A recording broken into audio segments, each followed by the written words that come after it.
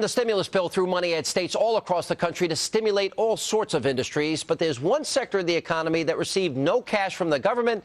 And Stephen Crowder went to the Nevada desert to find out, well, how it's doing. Stephen. Thanks, Sean. You're right. No help from the government, but business is booming anyway. Yet this is one industry for which the president just may not want to take credit. We have created this year, 2010, roughly 600,000 private sector jobs. The economy has been growing on the last 3 quarters at slightly over 4%. Despite these claims, businesses around the country continue to struggle. But one sector of the economy seems to be thriving under President Obama. Interestingly enough, the fallout shelter industry.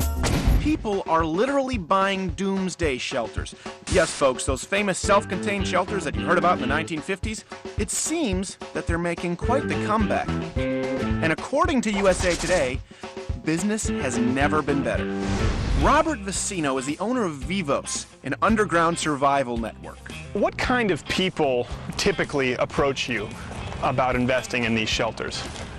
Well, it's your average Joe next door, and we're seeing all types. We've got doctors and highly educated surgeons to policemen and ex-military. But what's interesting is what they're saying, the reasons that they're wanting this. And they're all different, with a central theme that they do believe something's coming and they want to survive, they want to live. But we get political comments that are very concerned about the current administration. Others are afraid of the Middle East. Others are afraid of natural disasters. We're standing on top of the nuclear bunker right here. It's 35 feet down. Okay. It's 13,000 square feet, and it's our smallest one. Tippy toes. Yeah. No, you're not going to hurt it. It's able to withstand a 50 megaton blast. So before I was about to lay down $50,000 for my own private bunker at Vivos, I had to see for myself what all the fuss was about. Tell us a little bit about what you do here at Vivos.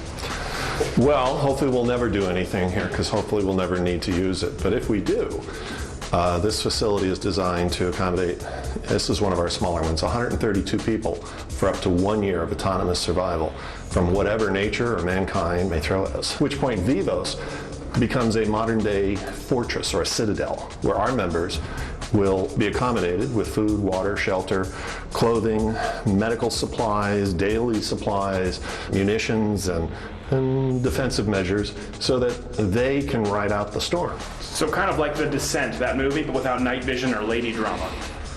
I didn't see that one.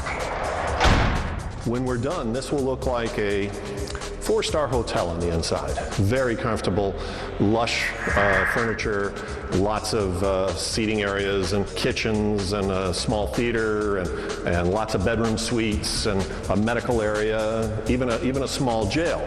Many people think that the president's soft line on national security and, in part, his desire to negotiate with the world's worst regimes may invite aggression from our enemies. Now that, of course, breeds fear and uncertainty among those who are planning for a doomsday scenario.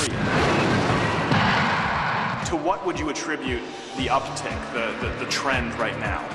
People are scared. We seem to have seen a lot of piqued interest when Obama got in. You know, a lot of people think that he's not leading us in the right direction, and we could end up with a number of scenarios: economic collapse, nuclear war, enhanced terrorism, even a possible civil war.